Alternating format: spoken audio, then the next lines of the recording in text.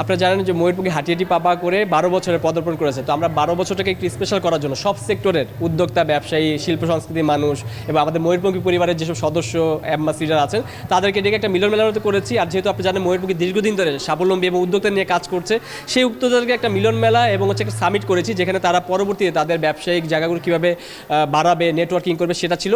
আর যেহেতু 12 বছর যুগে একবারই আসে এক যুগ, তো আমরা সেটা উপলক্ষে আমাদের কিছু বিশেষজনদেরকে আমরা সম্মাননা দিয়েছি। অনেক স্ট্রাগল ছিল, অনেক বাধা এসেছিল, একইভাবে আমারও এসেছে, কিন্তু আমি হাল ছেড়িনি।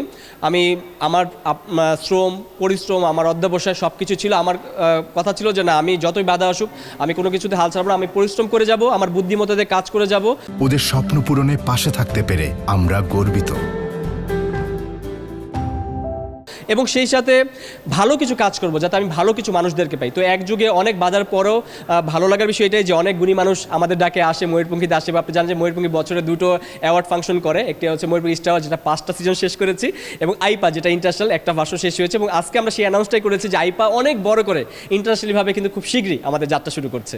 আমি আসলে সফলতা এইটা বা সফলতা হয়ে গেছে এটা মনে করি না, কারণ যেদিন মনে করবো সফলতা হয়ে গেছে আসলে কাজ করার আগ্রহ থাকবে না। আমি প্রতিনিয়ত শিখছি, প্রতিনিয়ত কাজ করছি, এবং আমি মনে করি যে মৃত্যুর আগ দিন পর্যন্ত কাজ করে যেতে হবে, ভালো কাজ এগিয়ে যেতে হবে। এবং বাধা অনেক আসবে, পিছন থেকে টেনে ধরে নামাতে চাবে, বাট যদি নিজের কাজের প্রতি একাগ্রতা থাকে, নিজের প্রতি যদি সেই বিশ্বাসটা থাকে, আমার মনে হয় যে কোনো কাজ এক যুগ না, আমার পর আরেকজন ধরবে, আরেক যুগ পার হবে, যুগের পর যুগ একটা প্রতিষ্ঠান সামনের দিকে এগিয়ে যাবে। এবং সেই সাথে একটি কথাই বলবো যে সবসময় একটা কথাই আমার কাছে মনে হয়, বিভিন্ন ট্রেনিং, বিভিন্ন সেমিনারে আমি একটা কথাই বলি যে কারো যদি আসলে উপকার করতে না পারেন, অপকার করা বন্ধ করে দেন, অবশ্যই আমরা ভালো থাকবো, পৃথিবী শান্তিময় হবে।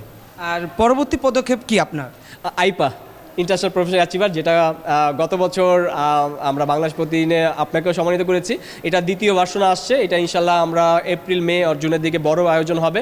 এবং এখানে অনেকগুলো ক্যাটাগরিতে অনেক নাম করা সেলিব্রিটি থাকবে, ফরেন ডেলিগেটরা থাকবেন, এবং একটি জমকালো আয়োজন। যেহেতু আপনারা ইতিমধ্যে জানেন যে আইপাটা ইতিমধ্যে একটা ব্র্যান্ড হয়েছে, আমরা এই ব্র্যান্ডটাকে একটা বড় আয়োজনে একটা ধামাকা নিয়ে আসছি এবং চমকের জন্য সবাইকে ওয়েট করতে বলছি। আমি আসলে কারো কথা শুনি না, কারণ আমি একটা জিনিস বিশ্বাস করি, আমার দ্বারা তো কারো ক্ষতি হয় না। এখন আমি কাজ করতে যাব, কিছু মানুষ আমাকে ভালোবাসবে, কিছু মানুষ আমাকে অপছন্দ করবে, সেটা চিন্তা করলে আসলে আমি কাজ করতে পারবো না। আমি সবসময় কাজের মধ্যে ফোকাস। এবং আপনি জানেন যে আমাদের কয়েকটা ইভেন্ট, বিশেষ মুহূর্তে, দেশের ক্রিটিক্যাল মোমেন্ট হয়েছে, সেখানেও আসলে কাজ করতেছে, সেটা চ্যালেঞ্জ হিসেবে মনে করি।